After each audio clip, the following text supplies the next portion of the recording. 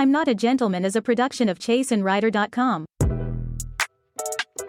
And that's not to say just because you get a tie as a gift that you can't wear it. I'm just saying most of the ties that guys get for their birthdays aren't nice ties.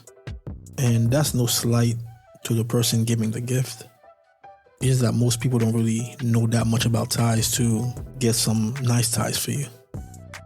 You know what I mean? And ties are expensive too, so I can understand that. But my family knows better not to get me anything like a tie or something like that. You know what I mean? I'm way too picky for that. Although my wife has given me ties before. She had given me a few ties from A.G. Capelli one Christmas. And I still wear those ties to this day. So she knows what she's doing. And she can also speak to my best friend and get some ideas and stuff, you know? Yo, what up? Welcome to I'm Not a Gentleman, the show designed to help you look stylish without following trends. I'm your host, Vladimir Riché from chaseandwriter.com and your favorite menswear YouTuber's favorite menswear YouTuber. I've helped dozens of clients and hundreds of students and viewers feel more confident by looking their best and always making a great first impression.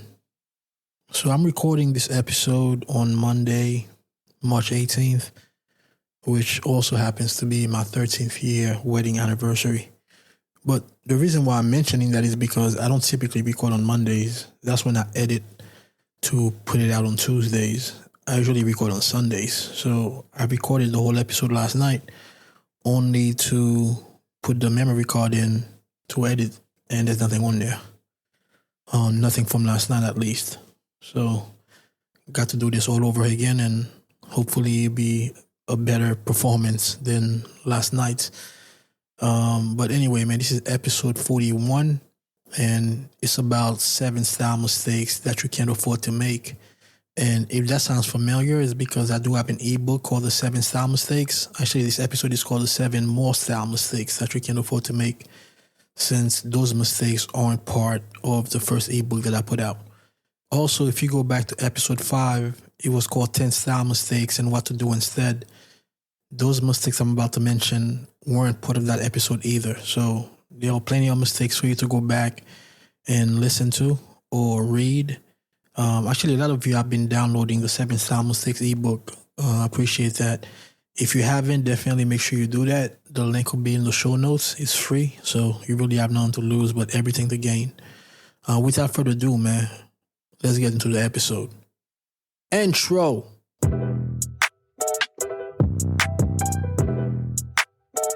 Back in that bag again. Whoa. Welcome to episode 41 of I'm Not a Gentleman, aka the Glenn Rice episode. If you're younger and you're not familiar with Glenn Rice, definitely look him up. One of the sharpest shooters that the NBA has ever seen. And I remember they said the reason why he shoots so well is because he has small hands. Allegedly, if you have small hands, you can use that as a benefit. I don't know. I never knew that. But yeah, shout out to Glenn Rice. Episode 41 of I'm Not a Gentleman. So once again, this episode is about 7 style mistakes that you can't afford to make. Or 7 more style mistakes that you can't afford to make. And let's get started with number 1. By the way, the last mistake is the most important one. By fixing that mistake, there are a couple other mistakes that I mentioned. Those wouldn't have happened if you took care of number 7. So let's get started. Number 1 is not showing a little bit of shirt cuffs under your jacket sleeves. And what I mean is, when your arms are by your side, we should still be able to see a little bit of shirt peeking underneath the jacket sleeves. The mistake that I see, they're twofold. They're either too long to where the jacket sleeve is way too long, or they're too short. What you want to show is about, I'd say, 1/4 inch of shirt under the sleeves. It doesn't have to be 1/4. I think 1/8 is not enough, and 1/2 inch is probably too much. So maybe 1/4 to 3/8 is about what you want to show under the jacket sleeves. It just gives you a tailored look and makes you look like it's not really your first time wearing a suit. So just pay attention that you're doing that, because without that, you kind of look like an amateur. Mistake number 2 is not cutting the vent threads. Unfortunately, I see this way too often. I remember my cousin was getting married and I saw that my new cousin-in-law had his vents sewn shut as the X thread was still visible. So I went up to him on the low and told him to make sure he cut that before the wedding gets started. So it is something that could be overlooked if you're not really used to wearing a suit or a suit jacket, but it makes the jacket falls a lot cleaner on you. So definitely make sure that you are cutting that thread. It's probably not as bad as an offense as leaving the label on the sleeves, the jacket sleeves, but it's still pretty bad. Style mistake number 3 is not wearing a pocket square. Now, this one is very important, man. The pocket of your jacket is there for a reason. And I know a lot of guys ignore it and think it's just there for show. Now, there are things on a jacket that are there for show. So, for example, if you're wearing a 2-button jacket, the bottom button is just there for show. It's not meant to be buttoned. But the pocket of your jacket is actually there to be used. So just make sure that you are using a pocket square. And if you're not exactly sure how to wear a pocket square, which is something that's definitely understandable, because if you're not wearing the pocket square the right way, it can definitely make everything else look bad. So I would say you want to wear a white pocket square if you're not 100% sure how to do it. But just make sure that you have something there. Last week, I was doing a presentation inside my membership. And then towards the end, I realized that I wasn't wearing a pocket square. And I had to make sure I told the group that this wasn't done on purpose. Now, there are a couple of occasions where you probably don't have to wear a pocket square. The first that I can think about is a job interview. Might be too much for that situation, depending on the job that you're going for, of course. If you're going for a job in the menswear industry, then I would say, yeah, you wear your pocket square. Another situation where you may not want to wear a pocket square is probably a funeral. I think a white pocket square is fine for a funeral, but you definitely don't have to wear one for that situation. But when I was not wearing one last week during my presentation, I had to make sure I told the guys that this wasn't done on purpose, because I can be talking to you about wearing a pocket square and I'm not wearing one. You know what I mean? I remember one day I was going to work and I realized that I didn't have a pocket square on. It bothered me for the whole day. I was already not running late, but running on time. I didn't really have time to double back to go get my pocket square, but I just felt uncomfortable the whole day and self-conscious. So yeah, pocket squares were very important and you should definitely be wearing one. Yo, real quick, I got something very special to share. Are you ready to elevate your style game? Well, I got just the thing for you when it won't cost you a dime. Introducing my latest ebook, The 7 Style Mistakes That You're Making Right Now. It's packed with insights to help you up your style game. In this exclusive guide, I break down the common pitfalls that many of us fall into. From fashion faux pas to overlooked details, I got you covered.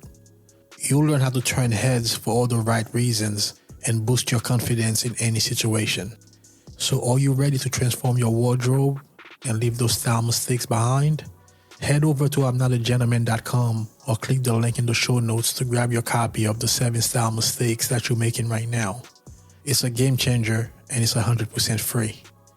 Thanks for tuning in today. And remember, style is a reflection of who you are. Let's make sure you're sending the right message. Grab your copy now and let's embark on this style journey together. Until next time, stay stylish. Now let's get to style mistake number 4, and that one is a common mistake, and that's dry cleaning your suits too often. A lot of guys definitely over dry clean their suits thinking that they're doing a good thing, when in reality, it's not good at all. Because what you're doing is introducing too many chemicals into your suits that eventually will shorten the life of the suit. The way that I look at it is you should only be dry cleaning your suits if you have to. If your shirt gets dirty, you can wash it at home.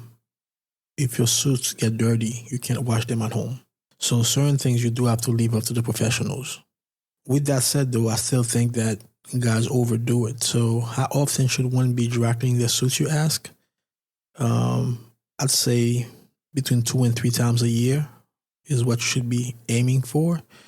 And also, you should only really be dry cleaning your suits if you have to. So if your suit is not dirty, there's really no reason to dry clean it. I mean, it's easier said than done because I have a lot of suits.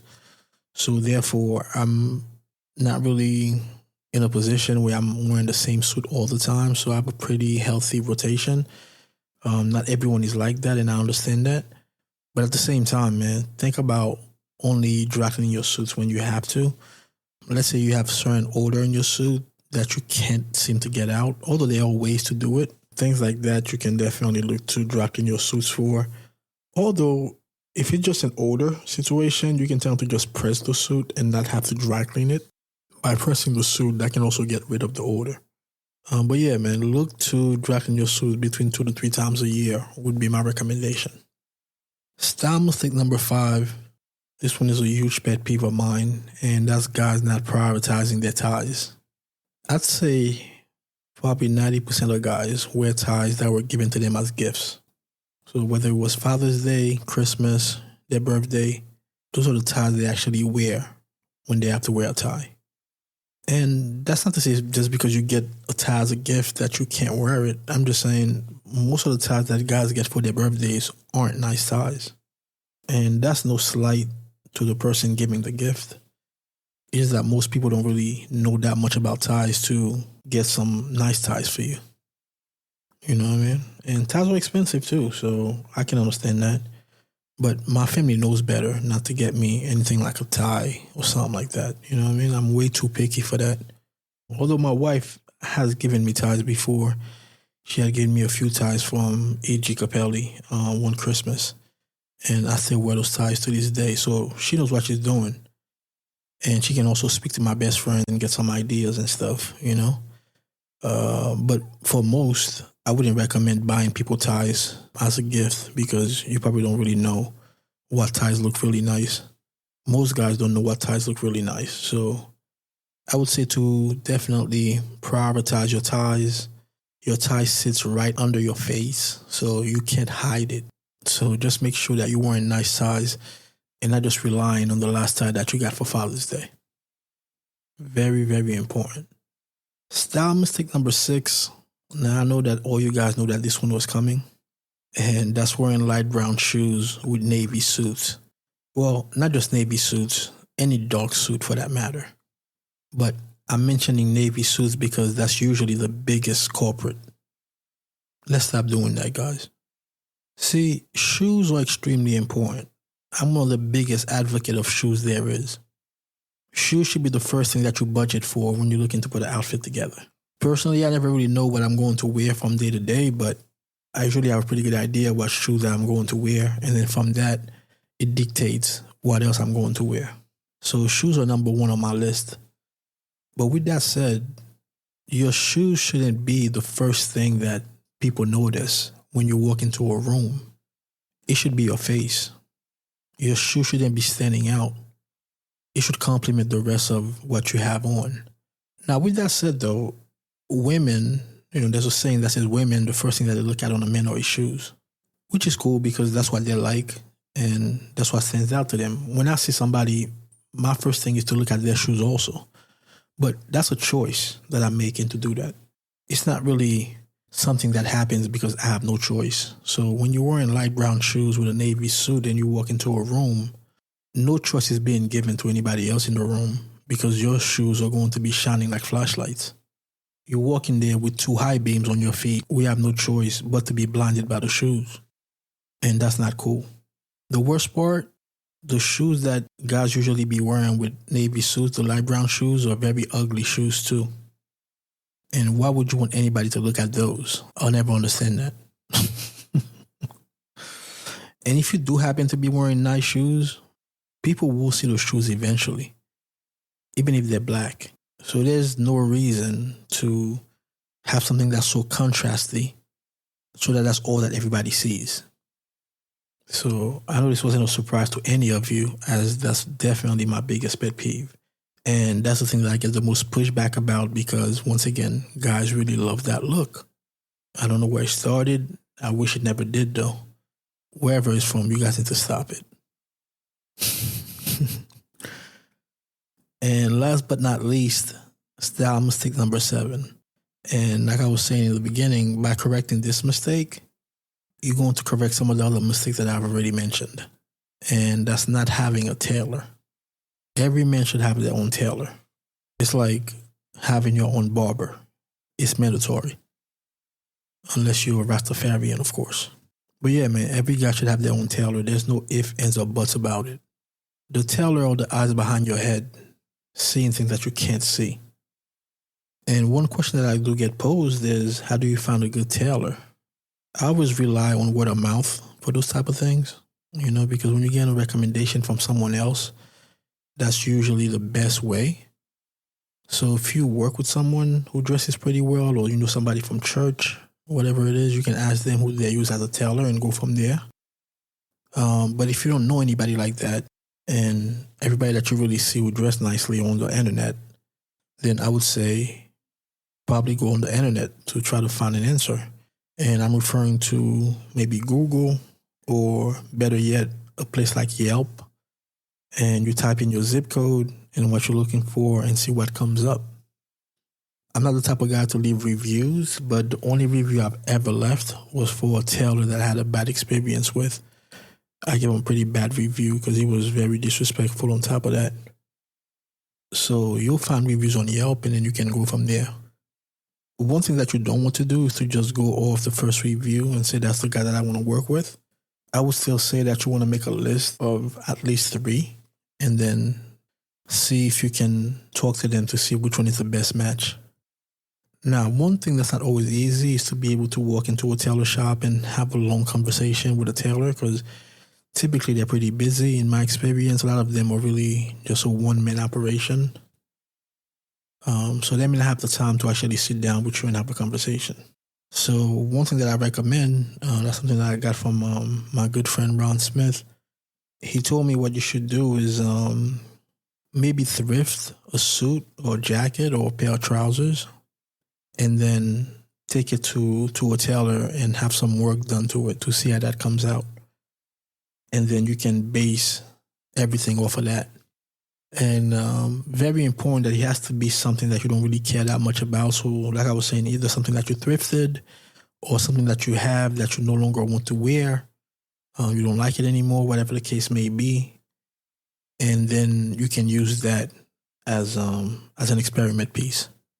You don't want to buy a brand new suit and then take it to a tailor that you've never worked with for the first time. So it has to be something that you can afford to lose. You give each one of them a shot, not of the same exact garment, but, get a couple of different pieces, and then see how those things come out. Because one thing I realized about a lot of tailors, not all of them, but a lot of them, is they'll tell you that they can do something even if they can't do it.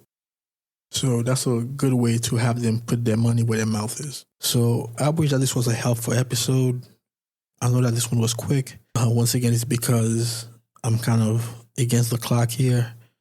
Had to do this pretty quickly, but it's still very valuable. Those are things that would have helped me when I was starting out. So I hope that you find it enjoyable and things that you can definitely put to use. And by the way, my boys just won the New York State Championship this past weekend. CYO New York State Championship, 6th grade.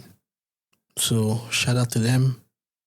The 6th grade team, both of my sons play on there. Ryder's in the 5th grade, but he plays up. And Chase obviously is in 6th grade. They both start on that team. They won it last year for 5th grade, and then this year they just won it for 6th grade. And not only did they win it, they also went undefeated this year. Last year they lost 1 game. This year they went 15-0. So shout out to the St. Paul's team for winning the CYO New York State Championship. And let's run it again next year for 7th grade. Anyway, that was number 41. 7 more style mistakes that you can afford to make. And come back again next week for another fire episode of I'm Not a Gentleman. Peace.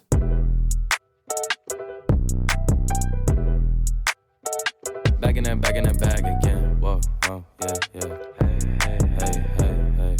Back in that, yeah. Tell them to watch it.